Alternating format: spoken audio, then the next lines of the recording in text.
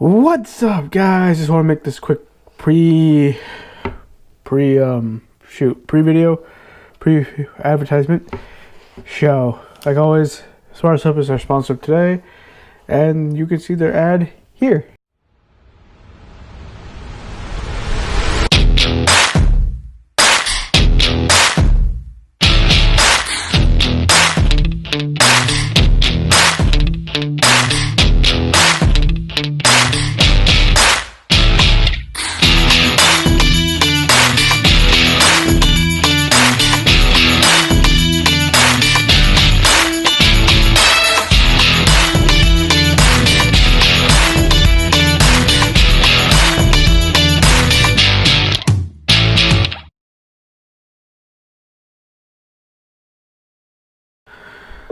Thank you, Smart Up, for sponsoring this video. Much appreciated to you guys. As always, links in the description box down below. Please check them out.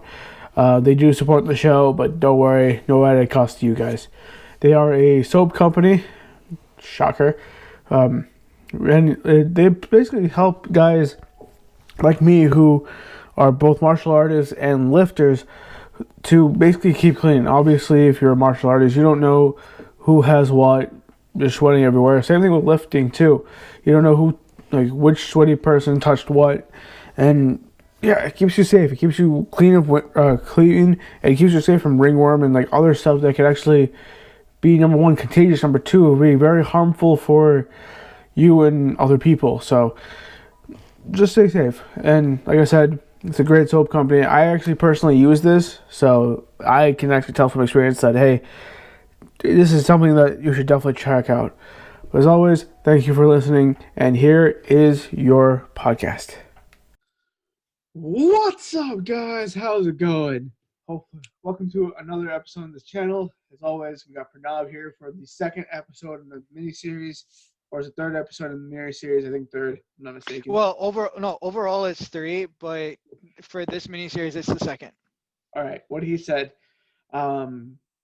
And as always, thank you, Sparso, for sponsoring this video. Links in the description box down below. And Pranav, I think I'll just pass it off to you since you're controlling this now. Yeah, well, thanks for having me back, Rhino. And change names. You want to do that real quick? Sure, why not? All right. So last time, let me change your name to Weirdo. I'm kidding. You could change it to Nerdo if you wanted to. I mean, I really didn't give a damn. Yeah, I'll change it to Porno. Okay, I'm kidding. You know, this is going on you. Okay, I'm gonna be using a line that you said earlier. Okay, this is going on YouTube. Okay. Yeah. Let's keep it. Let's keep that out there.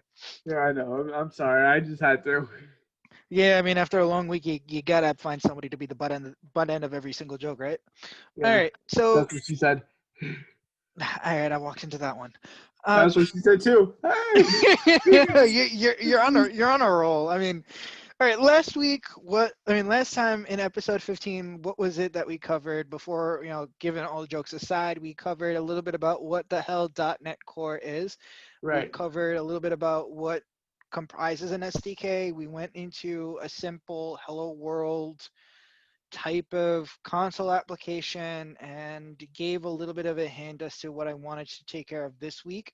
Right. We're going to do a little bit more of a deeper dive in the language of C#. So we're going to C# world a little bit in terms of what kind of language C# is, what kind of paradigms or design paradigms that exist amongst different programming languages. We'll also go into a little bit deeper dive of syntax and in terms of understanding what's what and also cover a little bit about some of the basic not fundamentals per se, but some of the basic concepts that are involved with programming in general at a larger scale. So, you know, when I mean about our concepts like abstraction, polymorphism, inheritance, and encapsulation, and what does all of that mean and how it comes into play when you're actually running something that you've written. Right.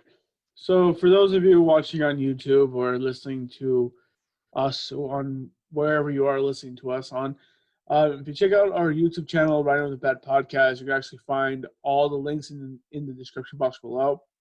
If you're obviously here on YouTube, you know where that is.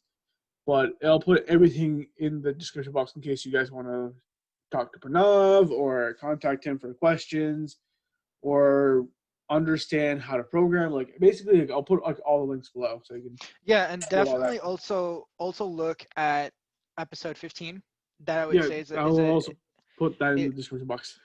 yes, look at episode 15 because I think is an important step, because if you do not have Visual Studio Code, and if you also don't have, let's say, the .NET Core SDK or the software development kit installed, then none of the examples that I'll be walking through would make much sense. It really would not be able to like say, okay, I don't know. Okay, you'll be looking at like, how do I create something? Then there's a specific way of going about it, and how do I get access to here? I will be covering over a couple of different things. So I'm going to share my screen and we'll get started and talk a little bit about what it is that we're going to do. So let me know if you can see right now. I can see this. Yes. Okay. So basically last week we covered something about like this .NET CLI cheat sheet that I want to bring up. And prior to that, brought up the page just so that, again, just to provide some context, additional context before we we dive right in. We're focusing on the language of C#, which is, and well, I'll go into what C# is. It's a language that was invented in 2002. I don't know the name of the inventor, but whoever invented it is a genius, because there is a joke that runs around the programming world that says, why are Java developers not able to actually analyze their code correctly? And the answer is because they can't C#. You know, That's kind of funny. so thank you. At least I got to laugh somewhere. Yeah. So C# was invented in around 2002, and it's one of the more recent object-oriented languages. Now, I'm going to say that all oops are a pie. Now, let me actually write that out for you so that you guys can see what in the hell I'm actually writing out. So I write out something that says format font, and I'll write it in a decently large, say oops are a pie. Now, when I say oops are a pie, the first part of it, I know there's a question to come up. So first part of that sentence, oops, it's not like when you mess up and you realize you made a mistake and you say, oops, I did it again. But oops actually stands for object oriented. Let me pause this right here. Britney Spears, if you're watching this or hearing this, and you want sponsor and you want us to share your music, please sponsor this video or this series. We will happily take your money for sponsorships. But but this is like that. She's not a sponsor. Nothing to do with Britney Spears or her music. Exactly. So sorry, I just want to make sure that's clear. Perfectly fine by me. So when I say oops, I say object-oriented programming. That's when they mean by oop. Or let's say if they say, are you working with oops object-oriented, programming concepts? Oops are a pie. Now, a pie is actually another acronym that we use in the world of computer programming that describes 4 fundamental concepts, and they are abstraction, polymorphism, inheritance, and encapsulation. Okay. Thus, a pie. If you take a look at the first letter of each of these concepts, out of which, to give you a brief overview, abstraction is basically to take a different approach to an idea.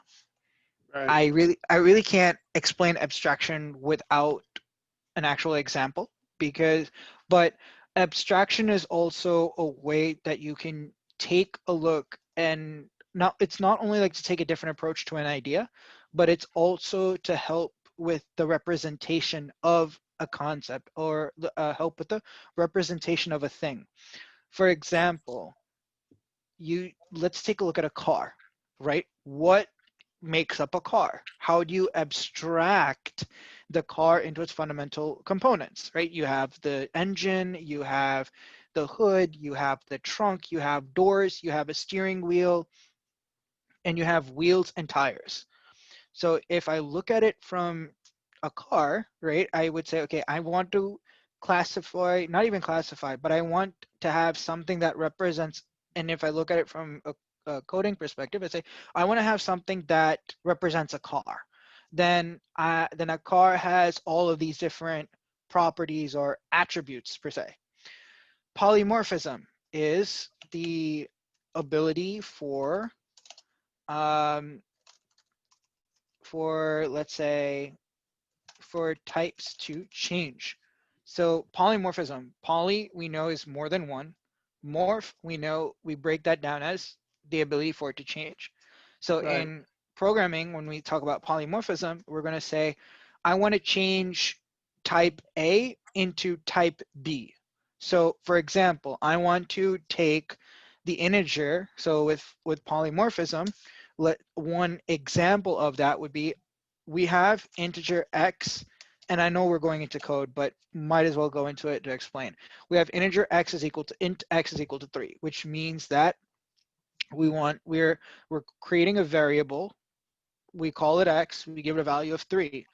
Later on, somewhere in the program or in the code, we can do what's known as, we can cast a type, meaning that we can change the type, or we can change the nature of x. So in the Right. sense that right now in that line, it says that x is equal to 3, but we can say, okay, I want it to say double, if I say that I create a double result, where I would say double x plus 5.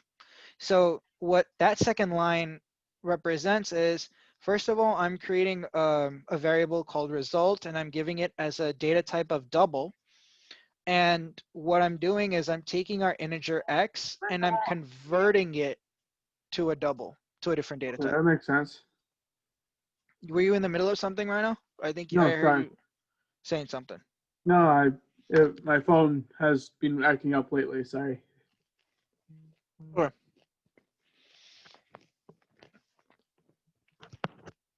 As you can see, No eating. I'm kidding. I'm kidding. I'm kind of worked through lunch today. That's So not my problem. mm, well, that's what she said. Yeah. Finally, you Now, got it. That's what mm-hmm, she yeah, said. well, and oh, God damn it, you. So next in the API list, we have inheritance.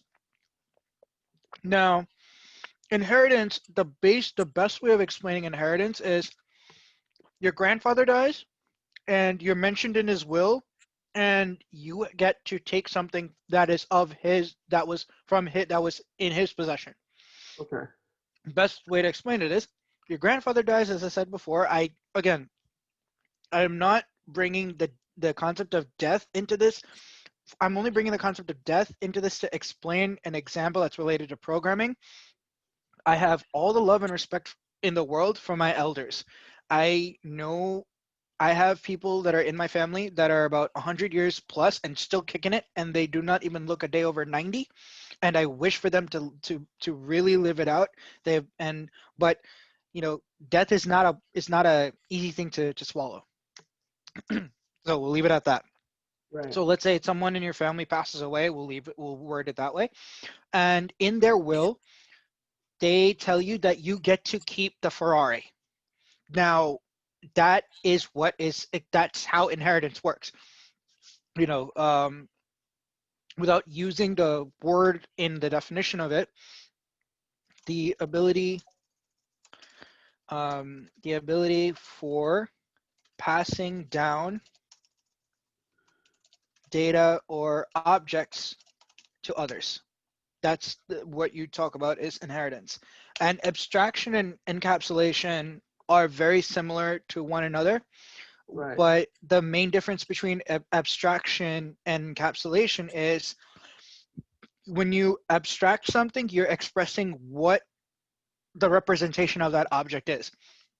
Whereas encapsulation, on the other hand, is you group together, you're grouping together common, I would say here, I would say you'd group together methods, data, and objects into a single entity. Right. And we'll actually go into some of these in a minute. So to go into it, we're going to open up Visual Studio Code. As I mentioned, we're going to go into a folder that I've created Right. specifically for these lectures.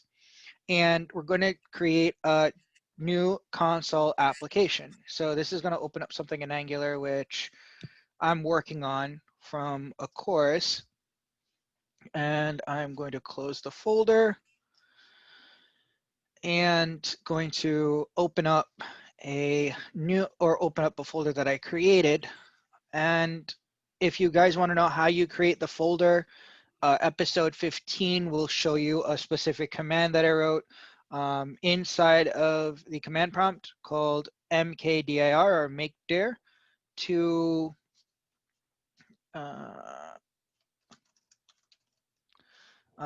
be able to go ahead and start creating directories through the command line interface.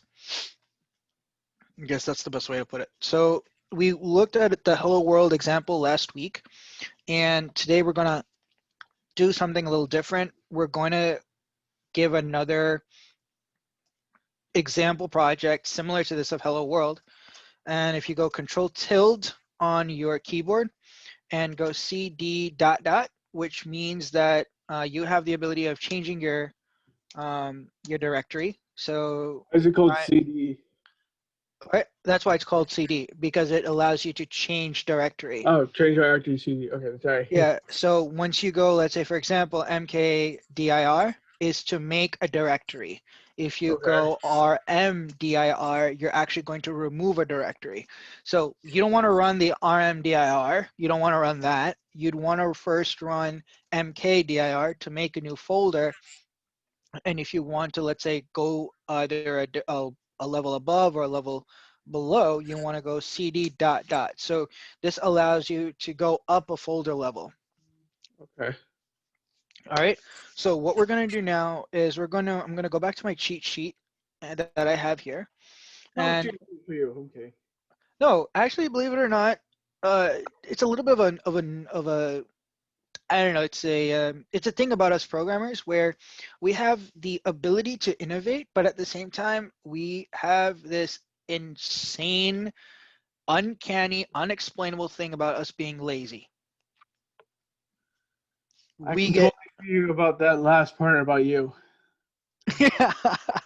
we, I mean, engineers I'm or anyone that works in the STEM field in general, we have this we can innovate, but then we become very lazy because we decide to put everything together. And you can see that if I start typing away, you'll see that all I have to do is just type a few keys, press the tab key twice, and I'm off to the races. right. So what we're going to do is we're going to create a new console application, and I've highlighted the the exact command that we're going to be running. So it's going to be called .NET new console, and we can give it a name. So what I'll do is inside here, I can do .NET new. And also another trick is that if you want to see the commands that you've entered in, let's say previously, all you got to do is press the up or down arrow keys, and that will give you it'll go back into its recent history. So I'm going to go .NET new console, and I'm going to give it as, let's say, hello, no, we'll go this as, console IO. Yeah, I'll call it as console IO. So what does this mean? So .NET means it's referring to a new package. Right. It actually tells me, what does it say? Cannot find. Okay, so What'd you do, Pranav? hold on. I'm good. What the hell did I do? We'll find out. So we're going to go ahead and first of all, it always helps where we can take .NET double dash or .NET templates so we can figure out what we want to create. Or what was it? .NET. Hold on. Go back to the cheat sheet here. There was something here. .NET package. That wasn't it. Okay. .NET new dash L. .NET new dash L. Let's see if this Actually, works. that's an L, not a 1. That's an L. Okay. So what this command gives us is the ability to create a, it allows us to help us say, okay, I want to create, let's say, a new command. So we say .NET, it means that we're accessing the .NET SDK. New means I want to create something new. And these are options or switches that you can say, okay, I want to know all the project templates that are available. So Okay, I thought, so I guess my question, sorry, you were saying? yeah, no, go ahead. I think you have a question, so I want to answer it first. So you said switches and something else, right? So we have a command and switch. A Okay, command so, means what exactly do you want to do? okay, And then a switch would say, or an option for this case, would say, what exactly are you trying to do? So I want to create something new, but I want to know what kind of projects we can create. That's why the right, minus L or the dash L. okay. No, I just want to make sure that's clear. That's all. So I'm going to try this again. .NET new console dash N because I want to give it the name. Console IO dash O means give.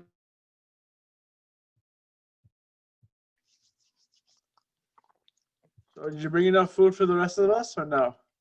I'm sorry. Dash name. Sorry, I just had File. to.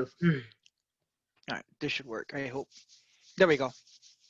So now what I did was I completely forgot. Sometimes certain projects or certain commands and options would only run on a single dash. Sometimes the CLI interface will be very picky to say, no, I need 2 dashes. So in this case, I realized I had to put 2 dashes plus the actual option that I want to give. So here, above all this gobbledygook, we see here this .NET new console double dash name console IO. And I'm Okay. going to go ahead and navigate to that. So I'm going to, first of all, dir, I'm going to change directory console IO, and I'm going to open up code that way. And it should open up, and it opens up Visual Studio Code for me, like how I had said before. And now we're going to actually start writing some code. Cool. So first and foremost, if you want to access the terminal inside of Visual Studio Code, press Control and the tilde sign, TILDE. This Which one? way, Which one's the tilde sign? Just out of curiosity. it's like a squiggly. It's right above the tab Okay. key. Okay. For how about for those of us who are using Mac? You know where that would be? So it would be, I think, it'll be still the same keystroke, Command tilde, so that it would Okay. automatically activate the terminal inside of your box or your Right. computer. So what we're going to actually do is we're going to create a calculator. We'll create a Cool. calculator to What just kind of basically, calculator are we making? Are we making a TI like one of those like pocket calculators where it's like only do we're like gonna basic stuff or we're gonna actually go ahead and start. We're going to start there. We'll start there, Rhino. So the way that we're going to do is we're going to first of all imagine that we're part of a company that right? we've been told by our project managers or PMs for that matter, and everyone else in management has said, we just got a we got a project. Don't really care if it's a big project or a small project or a medium-sized project, but your job right now is we're going to work together and build a calculator application that can work inside of a console. Now, if we say that it works inside of a console, let me go on record. We're not talking about the Xbox. We're not talking about the PS4. We're not talking about the Nintendo Switch or 3DS. When we mean console, we mean by a command line interface that you can type something in, you press the enter key, there's some magic that happens that you think is all fine, innovative, and stuff like that, and you get a result. That's what I mean by Cool. console. Another way of thinking about it is if you go inside of an aircraft, if you go inside the cockpit and you see that there's like between yourself and the co-pilot, you see like a screen. Imagine that screen being all in black and white and you have all these options, right? You can actually, that's your console right there, where it's right by the throttle sticks that you can be able to increase the throttle or decrease the throttle. So let's go ahead and start with a and a generic statement that says, and hopefully this the IntelliSense works. Yes, it does. So we're gonna actually, before I do that, I'm going to .NET add package. No, I won't. I was thinking to put in some tools that would help with code quality, but that'll be a different lecture. That'll be a different episode if we get to that altogether. Okay. But we're going to look a little bit about, and first of all, think about one of the requirements, and we're going to develop this application as if we were engineers ourselves. And the reason why I'm doing that is I want to show you a little bit of sometimes what are the assumptions that we as programmers have to make and have to bake in to an application of any sort. So let's say someone comes and tells me, Pranav, you have to make a calculator. I'm like, okay, I'll make a calculator. And I would start by, first of all, maybe greeting the user. So welcome to the, console. Hello world kind of thing. Exactly. And now, why do we need that? The reason being is we need to at least inform the user that they're about to use a specific application that we created for them. So Right. why not we just give them a generic, Hello give them, a, world. yeah, give them a generic message to say, okay, welcome to the console calculator. Um, you will be prompted. So instead of that, you can say, welcome to the console calculator.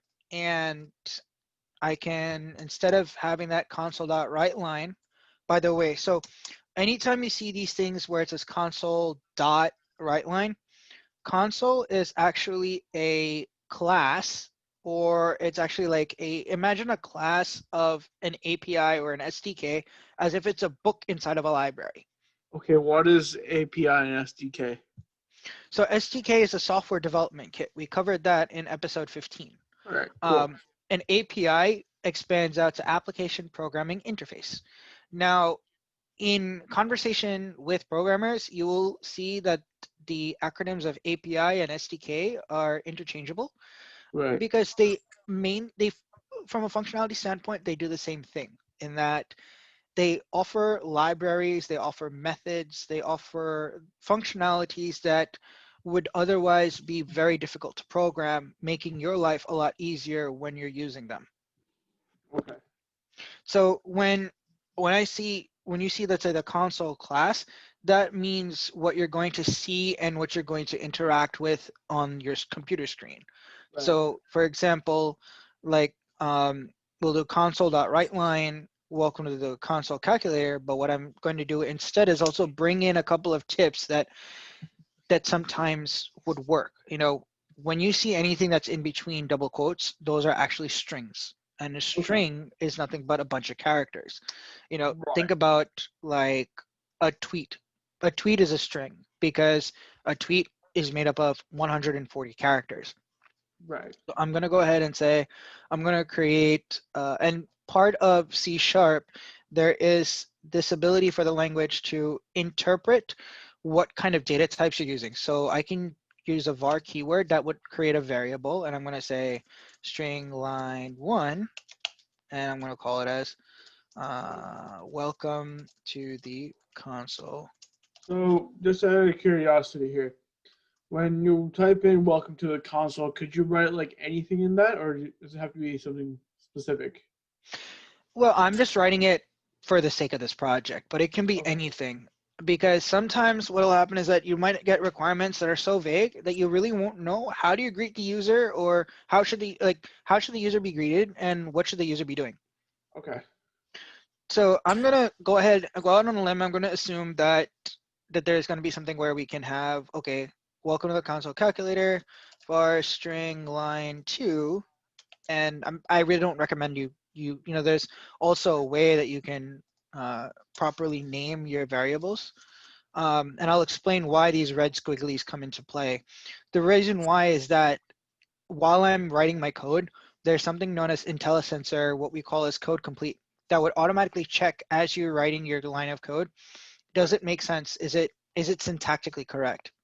Right. And writing a program is like writing an essay. You have to check for grammatical syntax. You have to check your grammar. You have to check your spelling. So when we're looking at IntelliSense, think of that as your Microsoft Word spell check. That's one way of putting it, I guess. Yeah. Please enter 2 digits and an operation, and you will get a result. So Cool. what I can do here is I can write a string which can say, and I can do a couple of things when I have this $sign in front of it. It can allow for what's known as Dollar bills, interpolation. y'all. Sorry. Dollar bills, yeah. You had to bring an Akon and what was it? Akon Wyclef Yeah. song from back in the God knows how, back in the day. Yeah. So what's gonna happen is To now. everyone, to everyone watching and hearing this, maybe comment down below in the comment section to say like how long ago that was. Yeah, that's a little bit of a challenge. What year was that song? Yeah. Um, I don't Sorry, even remember. that was a quick side note. I don't even know when that was, honestly. I don't remember it either. So that's why we're Yeah. reaching out to the interwebs to see who knows. Yeah. Environment new line was string line 2. So a couple of things to note. Anytime you see this method or this syntax console or this write line, think Right. of it as it's going to come on the screen. Right. Console.readline is anything that let's say the console will take from you. So read line and write line, we're going to see those two methods being used often, and we're also Right. going to go ahead and look at what a method is. We're going to look at something of why is something static? What does it make it? What does something mean if it's public? We'll go into that.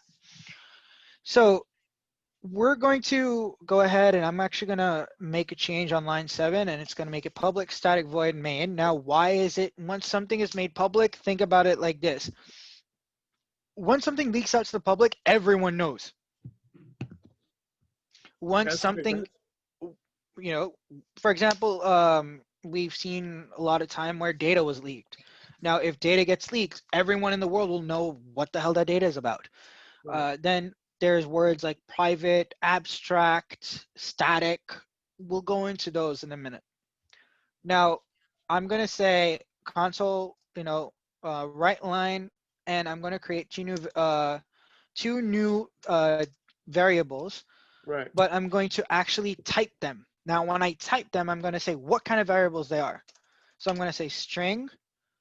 Hold on. So how do I do this? So I'm going to say console dot write line, enter the first digit, and I'm going to say string first digit, or we want to be able to say I want to capture the integer values. Now, if you see the word, if you read it like this as the number, the number 23, we know it's a number, but then it could be interpreted as a string by this entire console interface. So Right. we're going to type it to be, okay, I'm going to tell you, I'm going to expect an integer by saying int first digit, and I'm going to set that equal to int dot parse Right. console dot readline.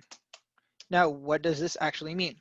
I'm going to create a variable on line 14. I'm creating a variable called first digit, and it would be an integer that's what's on the left hand side of the equal sign. The right hand side of the equal sign is what are we giving that? What value are we giving this variable? So Right. we're going to say int.parse console.readline. Now console.readline, if I hover over that method, would give me back a string.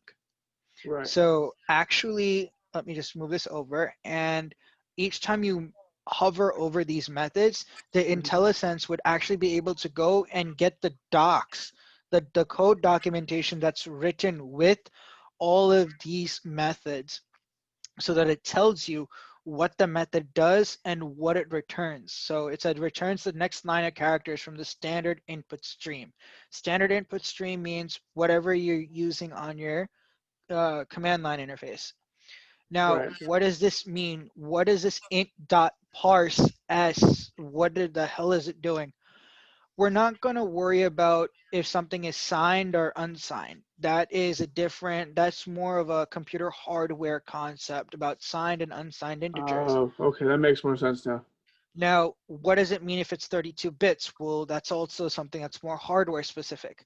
But what Right. the focus of hovering over this method is, it converts the string representation of a number to its 32-bit signed integer equivalent. So what Right. the main points you want to take away from that, and I know we're on a tight time clock, but we're gonna Right. push it a little bit.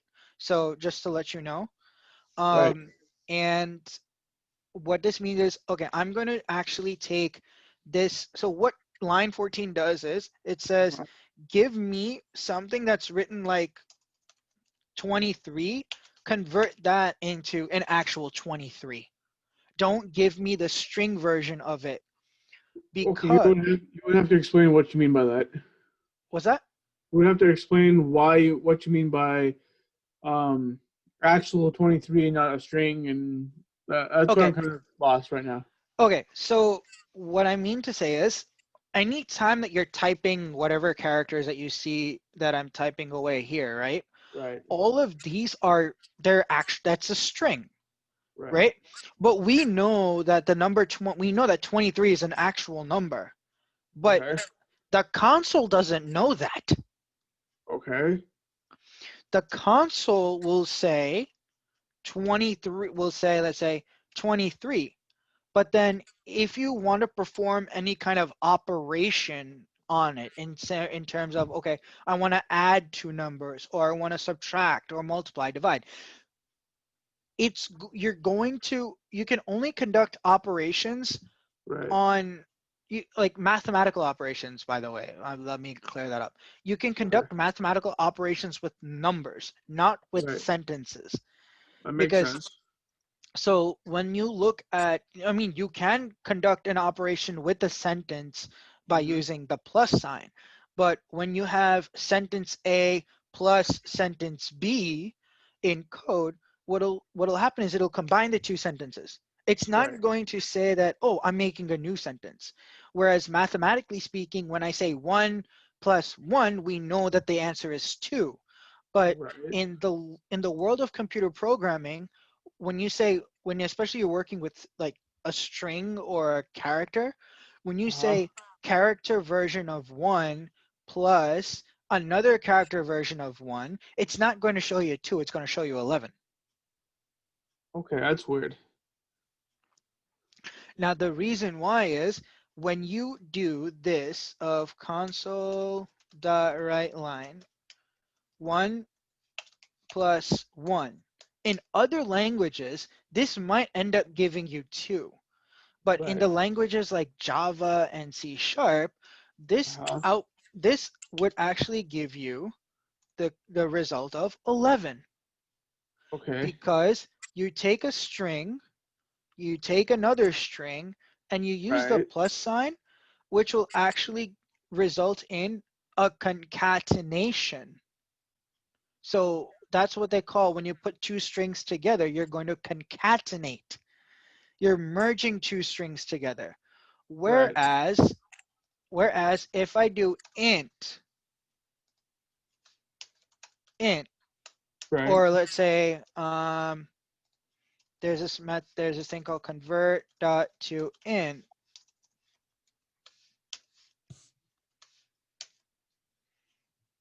I'll do 2 int 32. Plus convert that to int 32. Right now, the result of line 13 will actually be 2, because Right. I'm saying, give me the string and I convert it to an integer. Give me the string, I convert it to an integer. Now give me the sum. It seems like a pain in the rear end to do this, like to do like each step. Well, it's not. Well, the reason why I'm going in this level of detail is to make sure that you understand what exactly it means. Okay. So just like I did in lines 14 and 15, I'm gonna copy and I'll paste and I'll see if I can duplicate the code, which I can't. Here, I'm gonna go ahead, I'm gonna Control C, Control V, and instead of it now, here's another thing. If you've created a variable in your code that already exists, then it's like your program will tell you, hello, you created this already. So I'm gonna call this a second digit, Okay. and then I'll make the prompt a little bit more user-friendly. So enter the first digit, enter the second digit, and then third time I'm gonna say console.writeLine to say I want please give an operation to perform add, subtract, multiply, or delete or divide. Right. Right? It's just standard, for operation calculator. Right. Now, here I can either go the variable syntax or I can type it. Since I'm going to be going from a consistency perspective, I'm actually going to type this. And I'm going to say I want to give the operation as console.readline. Now, what's the difference between lines 18 and line 21 is the Right. fact that I'm telling the program that listen, on line 18 and 15, the information I'm giving you is an integer, whereas line 21, I'm giving you an operation which is a string. Right. Okay. Now, I don't know why my dad is singing karaoke. He's not that good either. So I am going to That's say, one way of saying things. yeah, it is one way of saying things. So what's going to happen is I'm going to say, I don't know what result, I don't know what result I'll get. Or what I can do is saying, I'm going to say perform operation with numbers. Now, Okay. why do we do this? The reason why is when I mentioned Uncle Bob in episode 13 for the very first time, when we talked Yes. about technology and COVID and stuff like that, I was watching the Uncle Bob series because I wanted the Uncle Bob lectures because I wanted to learn how to write clean code. Uncle Bob mentions that the first thing that you want to do when it comes to clean code is the fact that you want to start your methods or you want to name your methods with verbs and name your variables as nouns. You'll Okay. understand how this makes sense when we actually take a look at this application and break it down step by step. Okay. Think, now, think about it this way. I named the method perform operation with numbers because we're actually going to calculate something. Okay. Okay. So what are the parameters or what's going to go into this method? The operation itself, my first digit, and my second digit. Now I get this red squiggly. It's telling me, dude, this method doesn't even freaking exist. What the hell? So now the next thing that you do is I'm going to call as a private static void perform operation with numbers. String operation int first digit int second digit. Now, why is it saying that I have that this thing is able to find a reference? Now, what I did last week is I wanted to have the ability to make sure that my methods can be properly documented.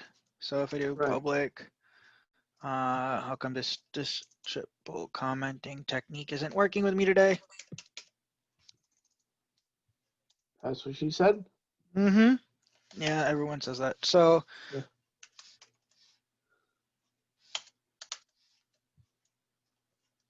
all right, I'll have to do this on my own. So, how often is it that a computer scientist or a computer engineer or anyone who chooses to code faces a problem like this where it's like you can't figure out what's wrong with the code? Often, very Okay. often.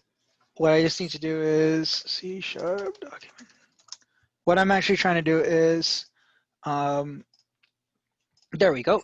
C# XML documentation comments. That's what we need. Cool. So now that we got that, what I can do is, perfect. So let me do it in a better way. Let me actually move it over tab. Oh, son of a gun.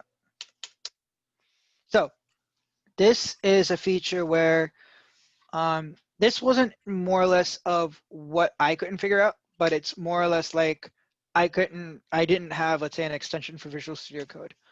So what we're going to do is we're going to give a summary saying, given the two integers and an operation. I know this is like a college class and you can yawn through it.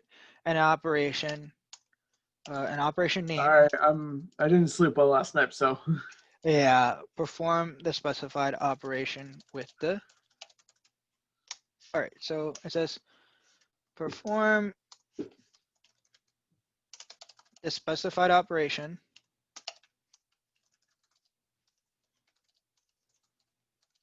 given two integers. So what that means to say is, okay, so the operation is the name of the operation, the first integer, and the second integer. cool. Now, why do we do this? Is because we want to make sure that our code is readable. If, let's say, I was to leave a company and someone else was to look at the code that I wrote without all these documentation comments, the They're gonna programmer be is gonna. they're gonna be up a creek without a paddle. Exactly, well said. So now what we're going to do is we're going to introduce a specific statement which we like to call as switch. Now, switch on what? So I'm going to switch on the operation. And now what exactly is this switch statement? Meaning that it's, think of it as that makes code a lot more readable. Sorry, though there was a lag, so I cut off from like what you were saying. Okay, so what we're going to do is we're going to use a specific statement in C# as well as that exists in other languages called a switch. Right. Now, a switch statement isn't like, it works like your on-off switch over that I have over here in my room, but it works where it'll automatically check for you. Does the operation name mean add? Does it mean multiply? Does it mean divide? Okay. And what'll happen is you can say, okay, I want to be able to give a result for each, and then I'm going to print out what this result would be. Now, I'm going to go ahead and I'm going to call this, I'm going to say double and result, because I want to be able, I don't want to write code that would say integer end result, integer end result, integer end result, or double end result. I can have everything work in one data type. So Cool. what I want to do is I'm going to start with a case, and I'm going to say case add, and I'm breaking. Case subtract, break. Right. Case multiply,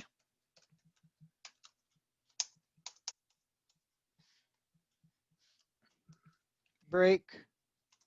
Case divide. break. Now, so what's going to happen here is that I'm going to say that case add, I'm going to say end result would be convert dot to double first digit plus second digit. Right. We'll break down, we'll look at end result, convert dot to double, first digit minus second digit.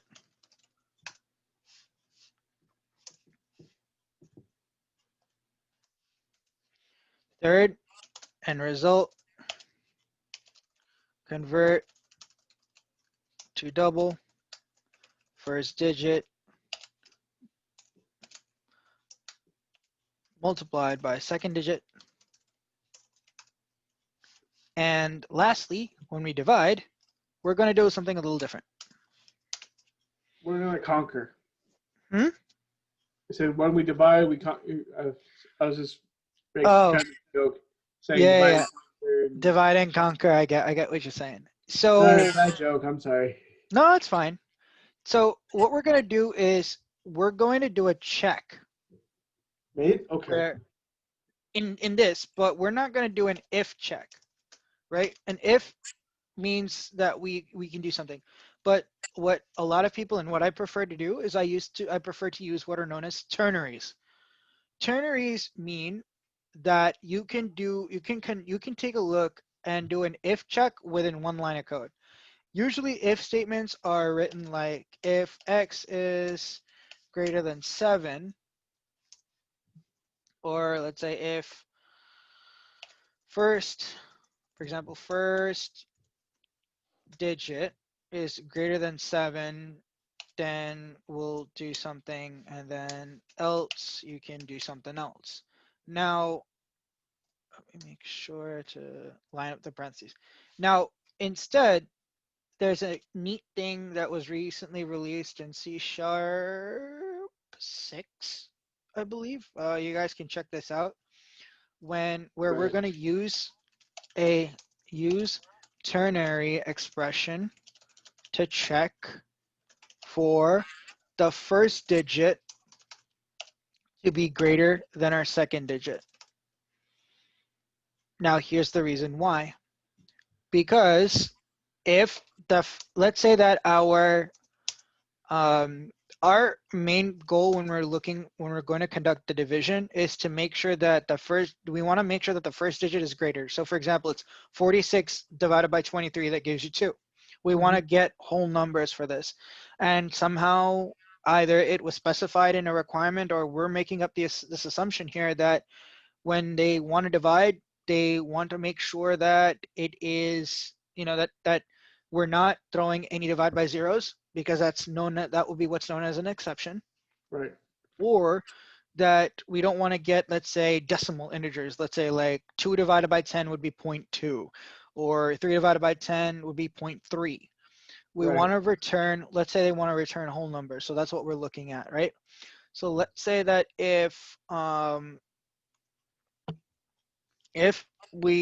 so what we're going to do is end result is equivalent to, it'll be equivalent to first digit greater than second digit. Then I'm going to do first digit divided by second digit, colon 0.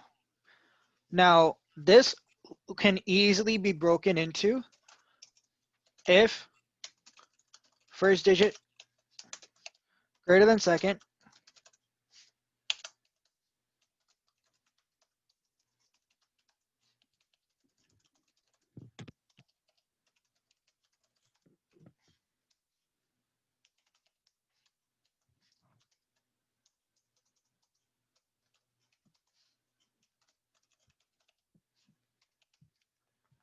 now both approaches on lines 49 and lines 51 through 58 are valid. Okay. Now, what would someone who's doing, if you're doing something like a code review, what would the code reviewer prefer to see? They would prefer to see line 49, because if you read this in plain English, the end result is equivalent to the first digit divided by the second digit if the first digit is greater than the second digit. Now, a ternary expression, and you can look this up in C sharp, is you have your logical check, or you have something that you're going to check whether if it's true or false. You have a question mark. Then you have, let's say, what happens if it is true, colon, what happens if it is false. So in other words, here's my condition.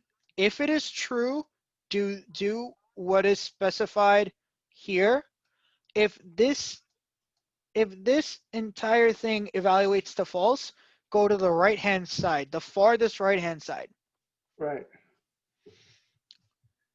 Now, line 49 can be rewritten as in this, but I'm going to remove this. Now, we have most of our cases, but when you're using a switch statement, you always want to specify a default case, in which case, let's say we have a requirement that says that we need to display a message to the user saying that your operation cannot be run. Try Again later. now. Sorry, I had to Once, say that.